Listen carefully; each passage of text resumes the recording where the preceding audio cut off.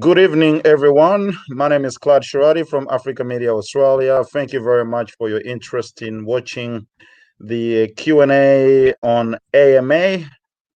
We get this opportunity to speak with people who can help enlighten us in any number of things that relate to life in Australia. And tonight we have the Race Discrimination Commissioner, Mr. Chin Tan. Chin Tan, how are you today? I'm good, Clive. I must say congratulations and well done for inviting me. But I've never had interviews so late before. It's way past my bedtime, actually. We apologize for that, and we do That's appreciate fine. your availability. You know, you've always been available to us on Africa Media Australia, and this is again another opportunity where you have opened your doors to us. So we do appreciate that. Always It's a important. big ask. 9 p.m. is not easy, especially for someone with a family. No, it's fine. I'll get it to have a day off tomorrow then. Or we'll give you 2 days off. You know, if it all depends on us, we'll give you a whole week off. All right. We're obviously discussing race relations tonight in the light of the recent protest on in relation to Black Lives Matter that started in the U.S. but has caught up in many places in the world, including Australia. We want to have a discussion with you as the Commissioner, Race Discrimination.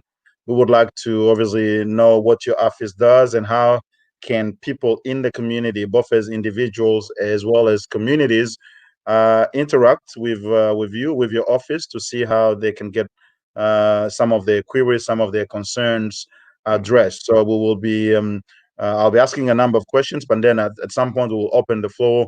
We'll open we'll give the possibility to anyone in our audiences to ask questions. And again, just before I start asking the questions, let me remind all our audiences, really, we encourage you to make comments and ask questions. You can do so via text on Facebook or YouTube. You can also, if you like, we can send you a link to invite you to come onto the studio where you can ask your question on audio visual format, so we can see you and we can hear you just like you can see me and Chin Tan tonight. So let me kickstart with this question. Chin Tan, what you've seen the Black Lives Matter protest, what does that bring to you? Depends. There's the world perspective and there's obviously the Australian perspective. I think largely the movement has fired off imaginations, and obviously it touched on a very important point about African Americans, particularly having kickstarted this movement and the sense of injustice, and George Floyd being obviously the center of this event. It's not just about him, but it's about what he stood for and the event surrounding his death. And this is about a collective sense of injustice that's been felt, particularly by the African Americans for a long time. And so it's taken a life of its own, and it's reflected by the people's sense of outrage. And so they take onto the streets, and they obviously want to protest and indicate the sense of injustice. But in terms of Australia, for where we are, it's been taken up by the Aboriginal Torres Strait Islanders as also representing for them a sense of injustice in terms of what's happened with the community in terms of incarceration, death in custody, and so on and so forth. So it is an important, obviously, kind of flow on. We're catching that on as well as an important reminder to us, an important movement about what it is that we in Australia need to do as well to keep that going in bringing about awareness and change, obviously. Okay, before we go further into this, first tell us a little bit more about your organization, what it does, and yourself as well, because I imagine some people in our audiences may not know much about your office and you as in specifically. Well, it's the national body for human rights advocacy. It's an obligation that comes out because of the UN obligation that we've signed up to, which is the UN Convention on the Elimination of All Forms of Racism. So we have replicated for ourselves an act that encapsulates a lot of that convention obligations, and it is through the Race Discrimination Act. for which I owe my existence to. And so the Act has clear objectives of what we're on about. We're not a regulatory body. We're not an enforcement body. We're not policed for or against racism. I think the objectives is quite clear about promoting and combating racism through research, through advocacy, to education. And so a lot of the work we do is around that area. We have a complaint mechanism, not just for race or racism issues, but across a number of fields, including gender issues, for disability, and for any form of discrimination that the Act, that the Human Rights Act captures. So what is it is that people can actually complain. And the actions of complaint is only for mediation and conciliation. It's not intended to have an enforcement capacity of forcing someone and penalizing someone, but it's inviting people to come together and try and find ways to resolve what are obviously complex issues. And if it doesn't get resolved at the Human Rights Commission, the parties can then take it further to either tribunals or to the federal court for resolution at that point. And so what we do is largely an advocacy body at the highest level. It sets a standard, it sets the guideline, it sets the yardstick about values, about human rights principles in this country, and the application of practices as well. And so, I mean, I wish we have a little bit more enforcement power, and I do want to see that because I think it's important.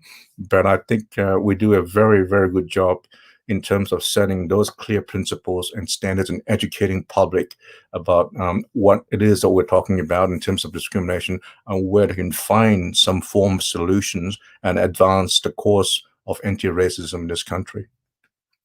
Okay, and how does Australia rank internationally in relation to this type of issues, race discrimination? I'm not sure that there's any kind of a measure out there. I'm sure there are. I'm sure there'll be an attempt to rate. Amnesty might do that. How do we rate? It's a complex issue. I mean, how do you compare all the issues from different nations, and race and racism always has a context to society, context to history. So how do we measure up? The question that's been asked is Australia racist, and I don't think it's one answer to that. I mean, I like to give one answer to that, but my answer would be that Australia has race issues like any other country in the world, and it's in that sense both generic and it's also unique to us as well in terms of the things we encounter with Aboriginal issues going back, for a long, long time. New migrants coming through, and you got the Chinese have been there for 160 years and 200 years ago, and still in many ways facing some recent racism is coming through. So how do we deal with that? The important thing is just to remember that racism, as a professor in Wesleyan University, Professor Kwanu Nui said, racism is a system, not an event. It is a structure.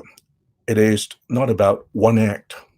And so when we start chasing one act, we miss the point. It is based on that collective place for which attitudes are formed, prejudices collate and collect, and are then manifested and then are able to be demonstrated in a particular way. And the question is, when we deal with racism, it's important to remember, how do we deal with a system that in some ways allow this to happen and perpetuate this? So my optimism is the fact that Australia has seen fit to introduce very clear regulatory framework to the RDA, which is the Race Discrimination Act, way back in 1975. And has put in place a structure, has put in place a mechanism and process that allows people right across to find ways to deal with race issues in this country. So in that sense, it is a good place to start. And obviously, there's a lot that we need to do. There's a lot of work that needs to be done for us to progress in this area of race relations in this country as well. Do you receive a lot of complaints from African Australians in your office?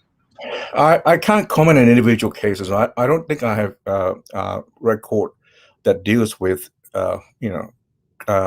cases based on racial background, but the incidents will be reflected sometimes by things that happens out there, and that attracts complaints coming through for particular incidents I'm sure recent advertisements about employment and qualifications of who should apply for a job might attract certain responses from certain communities about race issues.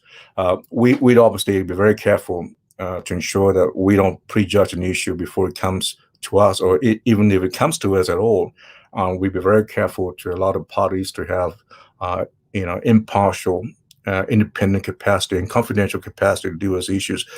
The cases that we deal with in the Human Rights Commission and the reports reflect that aren't huge in numbers, and we're talking about possibly in a year 300 to 500 under the race discrimination area. And in terms of African Australians and complaints coming through, I don't have a record in this field, but I would say that it is important, and through you as well, Clyde, to be able to educate and put out information to the community about what's available and what they can do. I get people coming to me and say, "What are you doing about this, Chintan?" And most of the time we want to be able to do something about this, but when it's going to be about complaints coming through, then we're very careful to ensure that we don't in any way mess up that complaint process. But we do encourage people to know the rights, what's available, and the resources within the Human Rights Commission for which people can, in fact, put forward a complaint. And I'll tell you one thing, Clyde, it's a very friendly place in the sense that you call up. Please do call. We're not sure at all that people who are trained who can take you through and they can tell you that a certain complaint might not meet the criteria, what they can do next with those issues. And so there's a place that want to support, want to give as much, obviously, resources available to people who might feel they've been aggrieved because of race issues.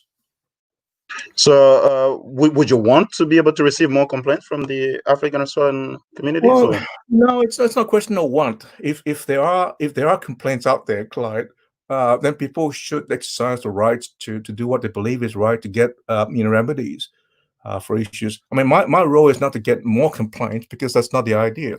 The idea is that this is a mechanism, this is a place, it's available for people to take up complaints if they find that they have been aggrieved.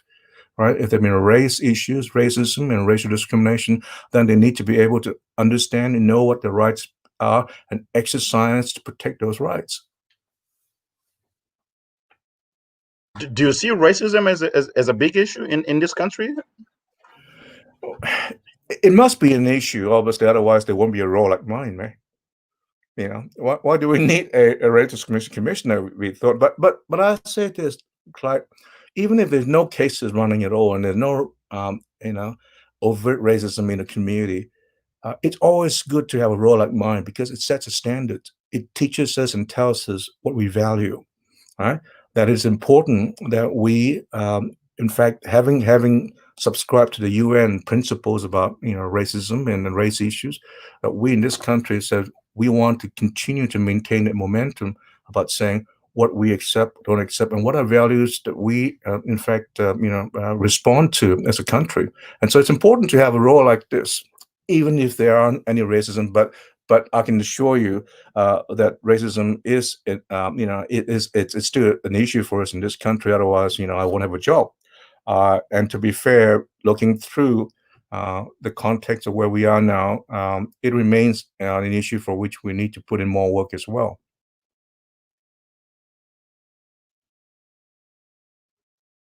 Can't hear you, Clyde. You dropped out. Yeah, I'm having a bit of a technical issue here. Just give me 1 second. It won't be long. Okay.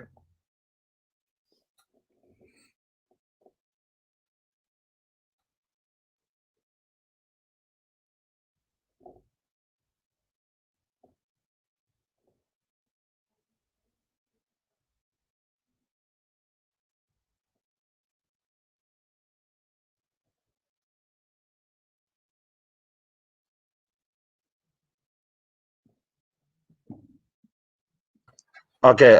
One question we've got says, and we may have. I'm still dealing with what's happening. I'm not sure why some of the things are not showing. But one of the members of the audience says, "Is your organization aware of systemic racism in this country, and what is out there to deal with this?" So can you repeat that question? Is your organization aware of racism, systemic racism in this country, and what is it out there to deal with this issue? Well, the thing with systemic racism, what we call institutional racism as well. It's recognized as one of the obviously facet of racism that exists.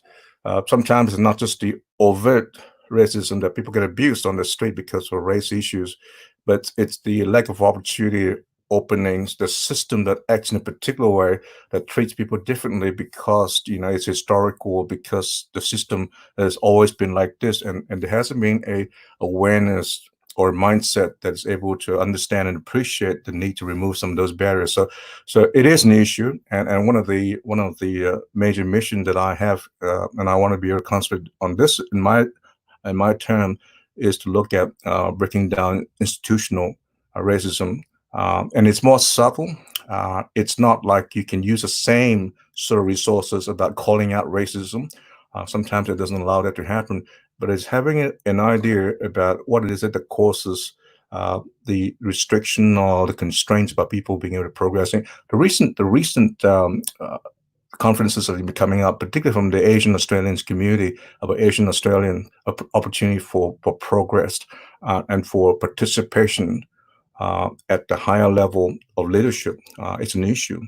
I think even for Chinese and Indians or largely Asian community who have achieved quite a fair bit of professional capacity, still not finding a leadership role in our corporate and in our bureaucratic framework of the leadership. And so that is still an issue for us. In fact, that might be the new challenge about how people can get into jobs, people are able to stay in those jobs, and people have a opportunity to be able to lead in those fields, whatever your background might be. So there are still challenges in that particular area. And so we're looking at working those changes, and those changes will come about when we start looking at dismantling all the little traps and all the bells and whistles that count with the way things are run in a particular way. And to be fair, sometimes people who are in fact involved in those institutional framework don't appreciate or know that there is an issue there. And it's about awareness. It's about awakening people to realization that these systems need to be improved and need to be changed. Okay, we'll take another question. Someone says, what is your organization currently working on in terms of addressing racism? Well, the big project I have is, and I'm asking for obviously support and funding from the federal government, is to devise a national anti-racism strategy.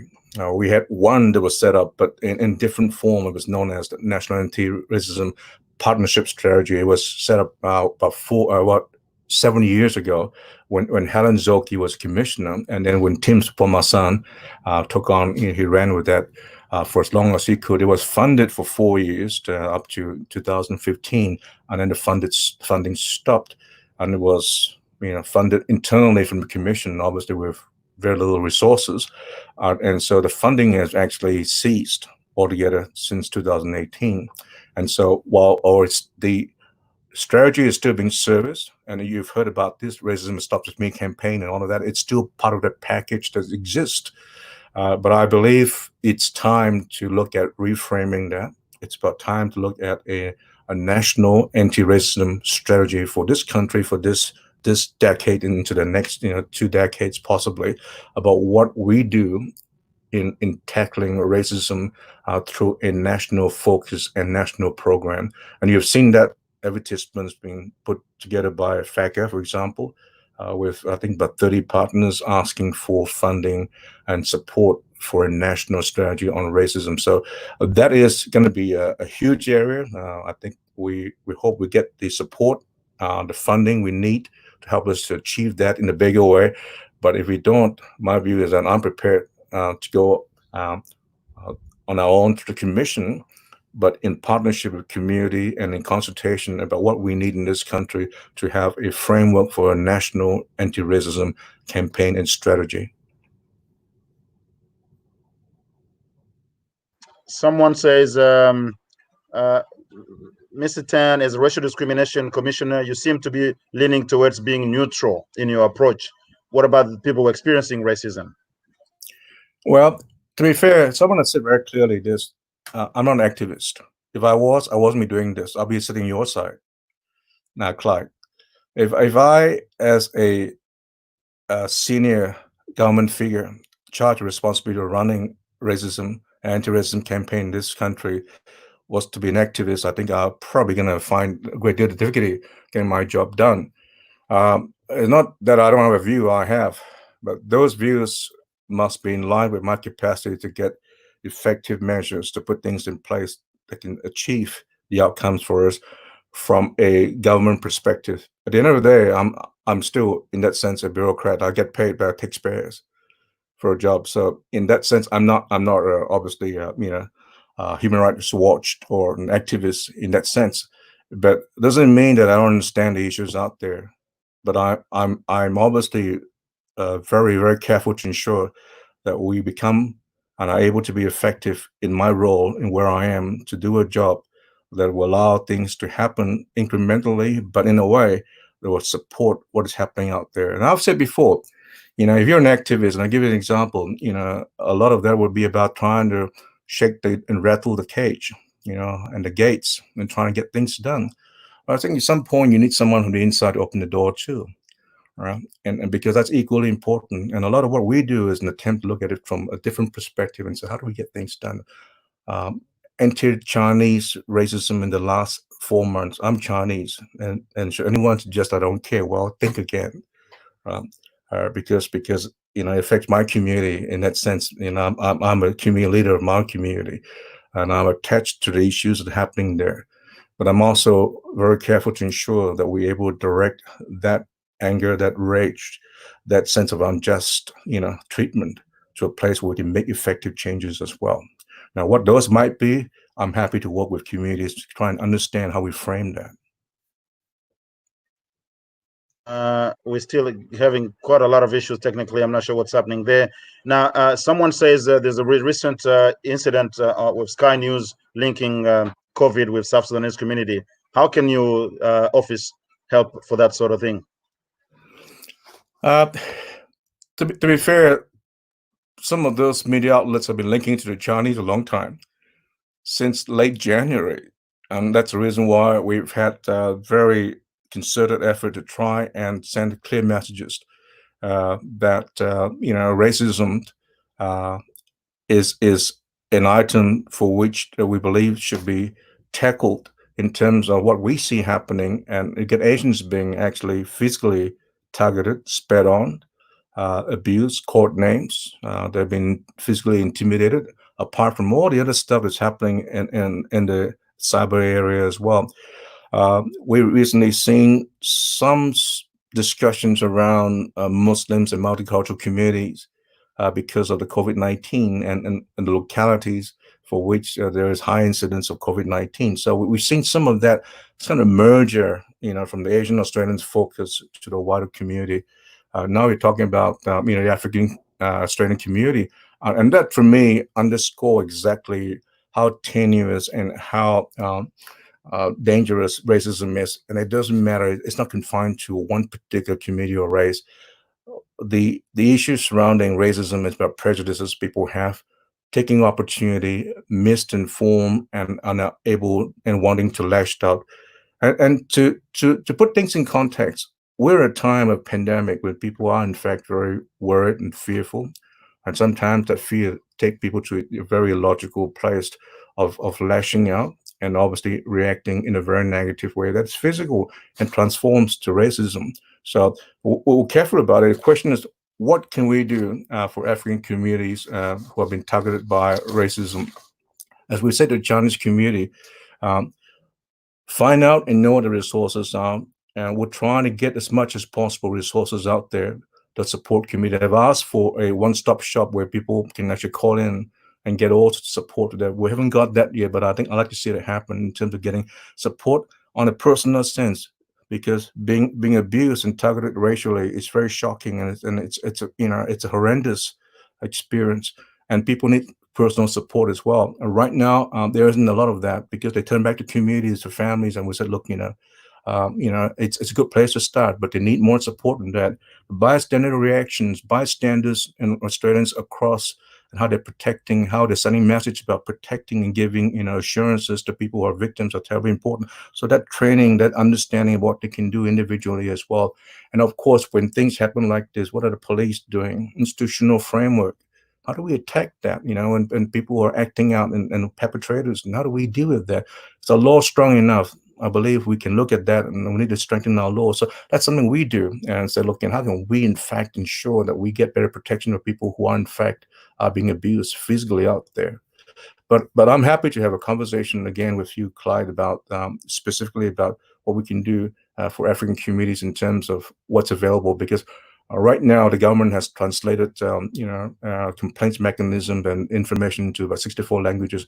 Now I'm not sure how many of the African community languages are available, but I'm happy to look into that and say, well, where the needs might be to ensure that those communities been left out also get messages in their languages as well. Now, should the media be held more? I mean, should there be a higher, more stringent standard for the media, because they perpetuate racism in a lot of their reporting? Not all of them, but you get all the. What do you think about what should be done in the media space?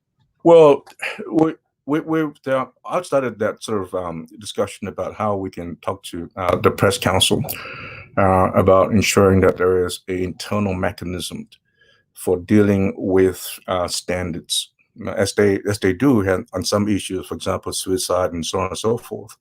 I think there should be a self-regulatory mechanism about setting standards and guidelines about commentary coming from press outlet. But as you know, Clyde, you know we're a free country, and with that label, it appears that some people take liberty, and some of the press outlets take liberty in saying that they can almost speak on any issue they want without regard for the consequences. We've been very clear that the media issue is an important issue to talk about. But we also say, look, if people feel that the press has gone overboard and they've in fact been involved in any incitement, then people should take this up further, either to the authorities that are behind this in terms of the media communications authority, to the press council, through us, about making complaints and taking up those issues as well. And the more vocal communities are and able to stand up and articulate a position in opposing that sort of commentary, the better it is. Because largely, when it comes down to it, it's not just us coming in, because we're not a regulatory body. We can't say, don't do that, we'll fine you. We don't have that power, right? Perhaps someday we might. But I think this country has fashioned itself on the basis that we believe that that's not the way we want to approach it, right? I've got heaps of views about all these things, but we'll work that through. But what I suggest is this: if people feel that that things have gone overboard, that things have been said that are offensive, please act on it, because that sends a very powerful message. Number one, about empowerment to the people who are doing that, and secondly, a message to the people who are doing who are perpetrators about the things that are unacceptable. Do you think it's a good thing for the community to give you more complaints about media and press? Would that help in any way? I think it does a couple of things. It would obviously indicate for us the number of incidents, because we don't keep very good data nationally. Because what we keep is what we receive in terms of complaint. We're not talking about big numbers. We're talking about a few dozen in a month. Right? And so we're not going to be the epicenter for information about what is out there.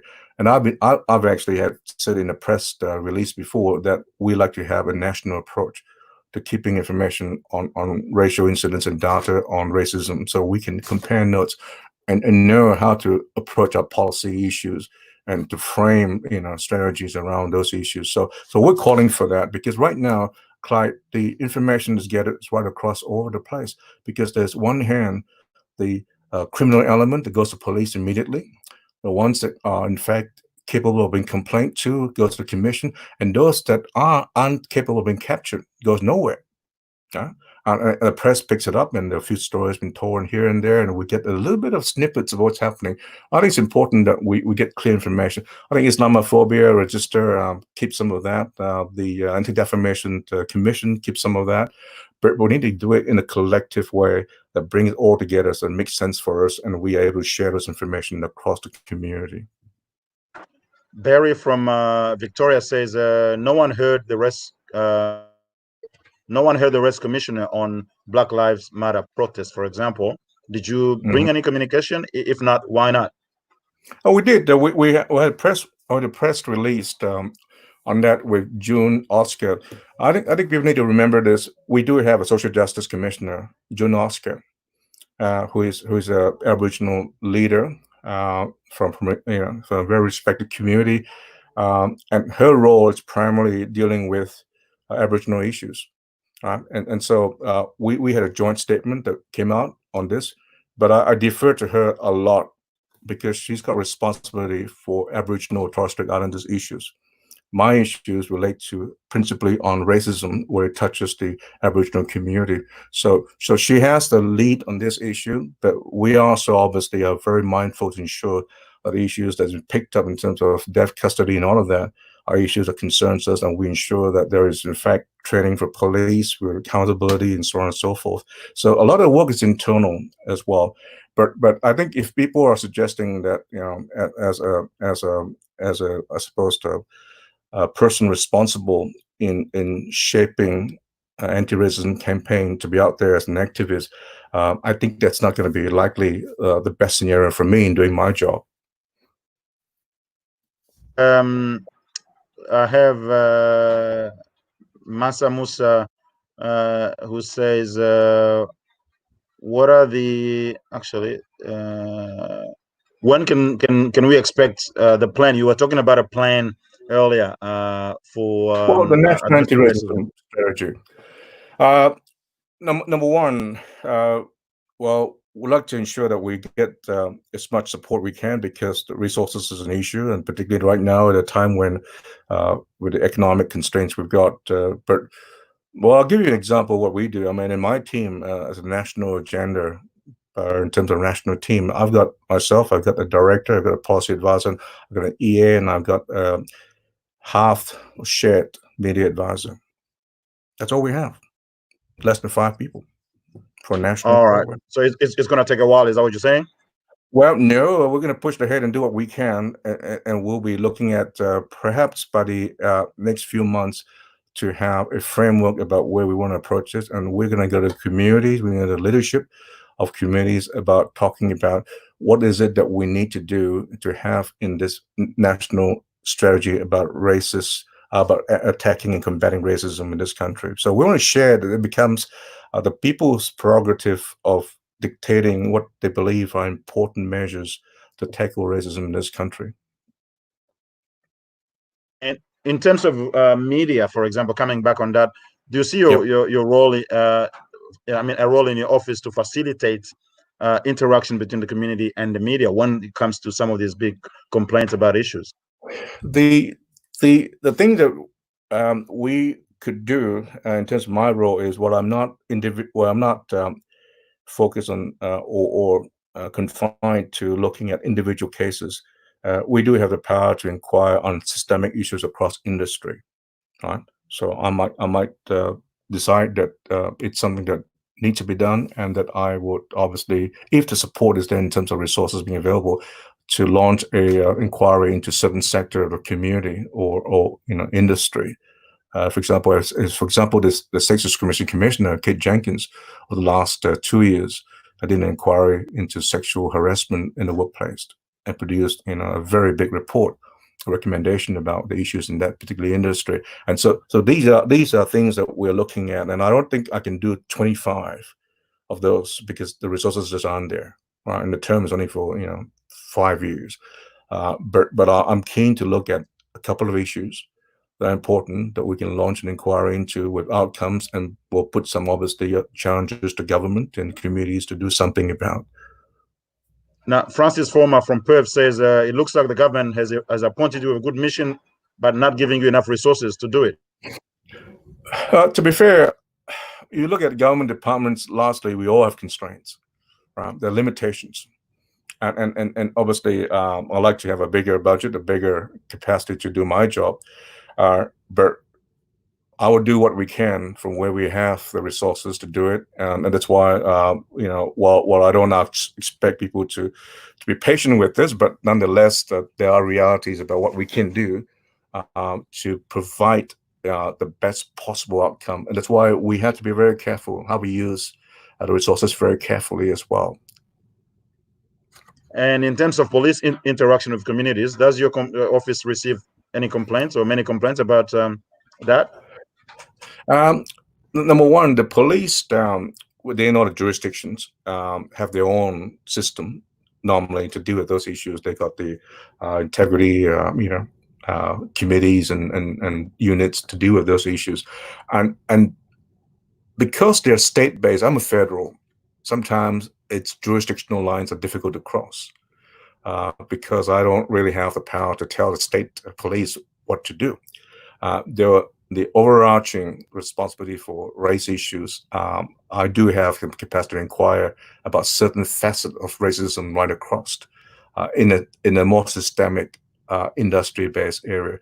But I'll tell you what we've done. We work with the police. There's a police body known as NSPAR, which is comprised of Australia and New Zealand police chiefs that come together and form a kind of a committee. It's called NSPAR. And I think the last year, what we did was we worked with them to create a 8-point principles about cultural diversity for which police have adhered to. And if you go to NSPAR, you find those information there. And then we worked through with them to develop a training program that is culturally diverse in its approach, and in terms of culturally sensitive training programs for police.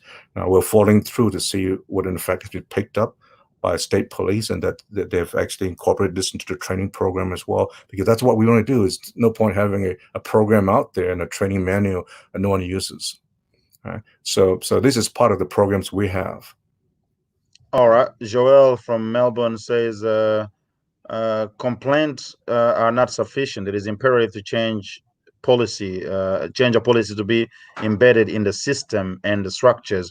How do these complaints that you get translated into change into policy and structural? Well, I think it does is this. It does a couple of things. The complaint offers mechanism for which people are able to not totally going to be effective for everybody, but finding a way, in fact, for people to come together and resolve issues. I mean, look, it's a better system than not. When employees in an organization have felt they've been aggrieved because of racial issues, to bring the employer or anyone to a place to talk about it, and they're compelled in some ways to sit down and talk to you and try and find a resolution. It's a far better place to have that than not to have that.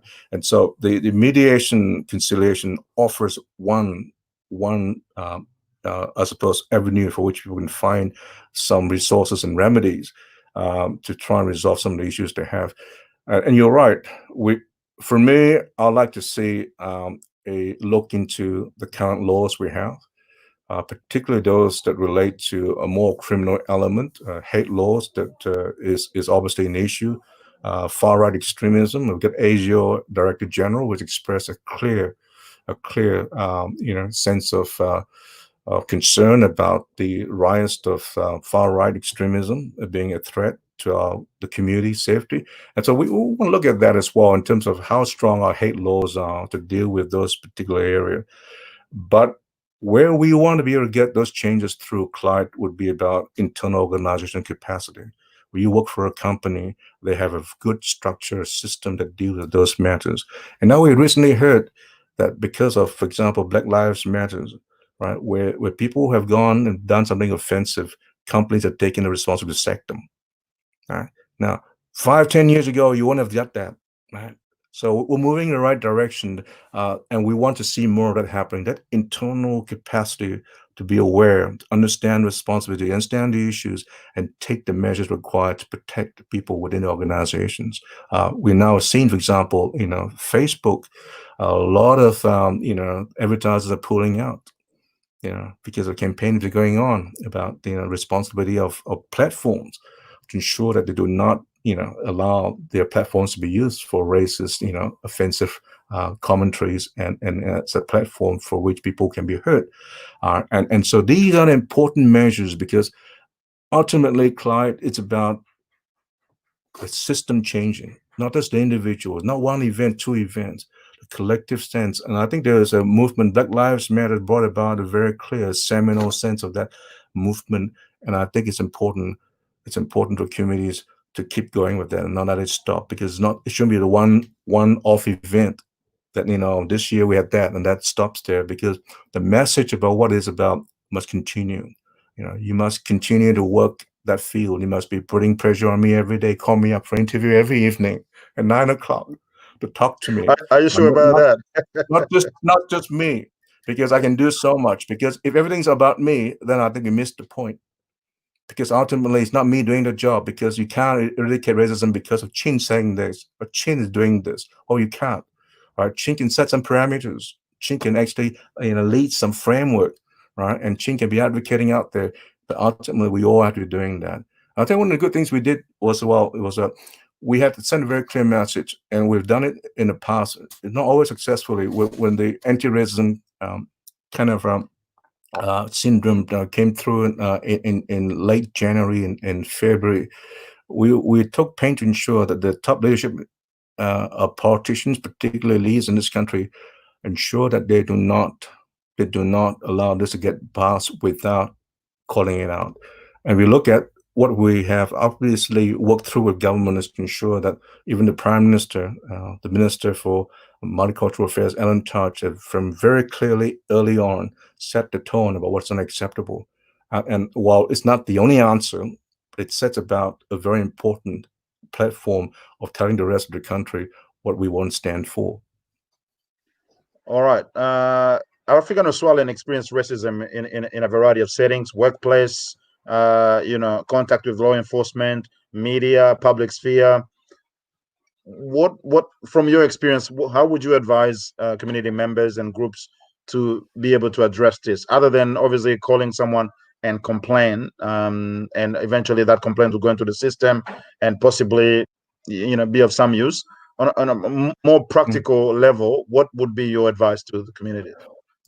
Well, I think every community have different levels of, I suppose, outlook in terms of where they are in terms of how to tackle racism. But ultimately, communities need to have a sense of empowerment. Uh, it's easier to say it, from my angle and say, look, you need to have all this and that. But I think largely African communities, the leadership in particular, need to be supportive and need to be able to understand where African communities can find the support and the resources they need. Number one, to take up those complaints as a collective voice, right, for the community. And secondly, if it's not enough, it's not there, to be able to advocate clearly and put the pressure on to me, to governments, to MPs, to council about what is it needs to be done in this particular area. Black Lives Matter was just that. It encapsulates all those moments of injustice. It came to a point of people saying, enough, we want to take this up. Because ultimately, um, if you don't, in fact, the African communities aren't, in fact, pushing harder than I am, then it misses the point, because I'm pushing for an issue for which the communities haven't expressed a stronger view than I do. Because ultimately, we must go, obviously, hand in hand on this, right? And we must lock step in to say what we can do. Well, I will love the opportunity, Clyde, or the African community, to sit down and say, from that perspective of the community, African Australians, what is it that the needs might be? I'd like you to challenge me to say, maybe change your core and inquiry into the African community in this country. I haven't had anyone talk to me like that yet. Right? I haven't. All I'm right. not Well, we'll suggesting that. invite I'm not people responsible to. to do that, right? Yeah. But that's worth hearing. And said, why? Why is it? What are the problems? What are the issues there? And I do know the problems that your communities face, because I've been a multicultural community person, and I've been a chair of the VMC. And I was talking to Basketball Australia recently, and I said, do you know the African Australians love basketball? Right? But they don't get to play the way you play. Right? They don't get the entry point. So what Yeah. are the issues? And I pressed them, and they're doing some work with this to try and open doors. Right? And these are the things that will make it work. Well, I'd like to have African community leadership with me and said, come on, let's go, and we'll talk basketball on your behalf and say, what are the issues? All right. Francis from Perth says, does your office have an advisory board? If so, is there an African on that board? I would love the advisory board. I tell you, I'm going to try and get one done, and I'm sure that there'll be at least 2 Africans on it. All right. So seriously, we had it in the past before, but I love to have community advisory board. that will give us idea, leaders or community members who will sit there and tell me exactly, Chin, you got it wrong, or you don't understand this, because we need that, right? Because it will keep government in touch with what people are actually doing and feeling out there as well. So yes, I'm very keen to the advisory board, and I'll be sure there'll be at least one, if not two, African Australians sitting on it. What would be your last message to everyone watching? We're coming to the end of the show. The 45 minutes have gone pretty fast. What would you want to say to the community out there who are concerned about all these issues relating to race relations? It's racism evokes a lot of emotion, and it's an emotional area, and you can't say no. You don't deal with that in that area, but you have to. But the way in which we're going to make a real change over a long period of time, obviously, and hopefully shorter period of time, in my view, if I can help it, is to make those institutional changes. If you look at racism, it's about prejudice. We all have prejudice, all right. And when we manifest that through actions becomes discrimination, a lot of what we do in the acts and government is trying to arrest actions, right? But that's not enough, because if people think in a particular way, they're acting in a particular way. I question, how do you change that? So I love the education. And sometimes people don't understand multiculturalism, the work you do in engagement, the friends you make who's not from your community, and the way you open their eyes and make them understand equally help me in fighting racism, because it's about an engagement, opening eyes, opening that friendship, and creating that harmony and social capacity for inclusion. Those are important. I couldn't do it on my own. There's no way you could do it, because I can be arresting discrimination because of the overt actions. But if people don't think differently, if people cannot see and change the mindset, and defeats the purpose. And who does that? Every day, the community does that. Who they have for friends, who they mix with, how they're able to change people's minds. And said, the best thing for me is this: when someone says, "Oh, Chino, I never saw it that way." Well, now you do. All right, and you move to a better place. I think we are far safer as a community and be able to change things a long term if we change the mindset of people. For me, it's not just the one act. You will always have that, and Clyde, we can't get rid of that. There will always be some nutcases out there who are racist, who will attack somebody along the way. But I want to know what the 99% is doing when that happens. And that is the biggest protection we have. When there's an outrage and when they're talking among themselves that that's unacceptable, that's not right, or they're saying nothing because they don't care, right? And for us, the best possible outcome is when we can change that. Yeah, and obviously we want stronger laws. We want to be able to penalize people, and protect those who are harmed by people's actions that causes physical and mental anguish to other people. But it's a collective sense of what we do and making that understanding and awareness that racism is about just that. It's discrimination through the forms of prejudice we have. We all have prejudices. Even I have prejudices. Mm-hmm. The question is, how do we do that? Someone has asked me, how do I do my job when there's no end to it? It's almost like an alley with no ending. You keep going. Clyde, when I get in the morning, I think back on this and it keeps me going that no child is born racist. No one is born racist. They adopt, they got this view from somewhere. Parents, family, schools, workplaces. Now, if they can get it, we can also make sure they don't get it. And they've got it, we can always untrain them and change the minds as well. And so that gives us a lot of hope that given that no one is born a racist, and we got to a place where we shouldn't be, how do we change that? About those mindset. Well, that's very good. Maybe just one last thing before we go. One viewer has said, would you want to have some people in the African community who may be sort of your advisor on some of the African issues affecting some of the issues affecting African communities? Clyde, I don't. I love to have that, but I tell you what I like. When my term finishes, I like to have African Australian doing my job. Okay, so you can think like that. I can think big, and I think it's not inconceivable. It can happen, and it should happen, right? And it's nothing better to imagine that an African Australian, who is sitting in my position, or a Muslim Australian doing my job, right? And they should. We're sure it can happen. I would encourage that, and I would seek to promote it. A question then you ask yourself is this: what is the responsibility? What can the African community do, therefore, to make sure that they have a guy or a girl or lady waiting to sit into my position when I'm gone? And that is equally an important way of thinking about how to empower a community of expectations and the right to say we need to be counted, we have a right to have a say, and develop the skills you need to work through the system as well, because it is a skill-based activity as well. I mean, you just don't get a job because of your background. You get a job because of all the criteria that comes with it. Question is, how do we get there, right? And the point is, you either work to the system, you either work to the things that are important, the criteria that makes you empowered, that gives you opportunities.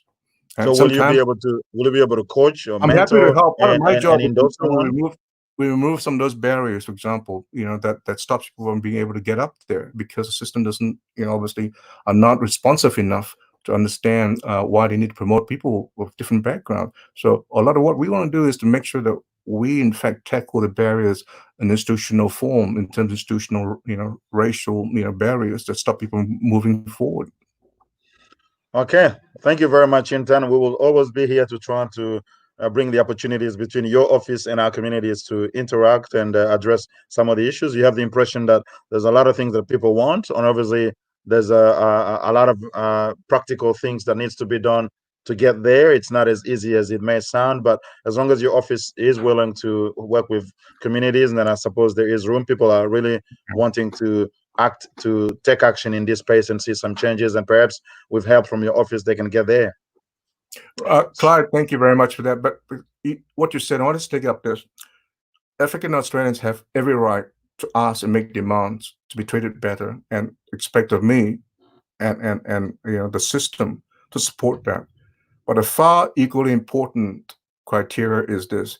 It's not just about saying, what the African community want, is what the African communities can do themselves to make those changes, right? And be a part of that answer themselves in making those changes, be realized. So it's equally important to realize you're not the victim.